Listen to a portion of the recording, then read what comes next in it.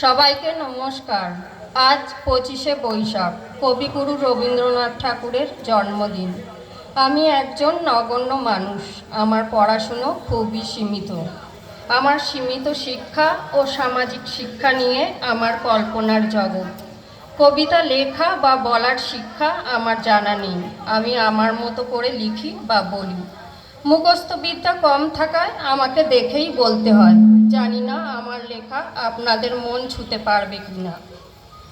রবি ঠাকুরের অর্পিনুতে কাব্যে গল্পে অগাধ প্রসাদ ভরা। মন ধ্যান তপ জপ হলেন দিশেহারা। ছড়িয়ে দিলেন উপন্যাসে বর্ণ বরণ ছন্দে ধরন গীতাঞ্জলি ছড়া। হর্ষে হর্ষে গান কবিতা অনুরাগের ছোঁয়া। বিশ্বব্যাপী পেয়েছে আজ রত্ন ঘরা ঘরা। দিবানিশি লিখিয়া বাণী করিলে মোদের ধন্য।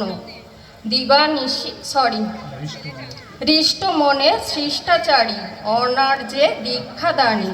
পঠন পাঠন অনুগামী উপাধিতেও নেই খামতি, তাতেও তিনি শ্রেয়। হাল ছাড়েনি কোনো বাধায়, লেখায় ছিল ধর্ম। কোথায় পেলেন অট্টালিকার দুর্বোধ এই প্রসন্নতার শঙ্খ।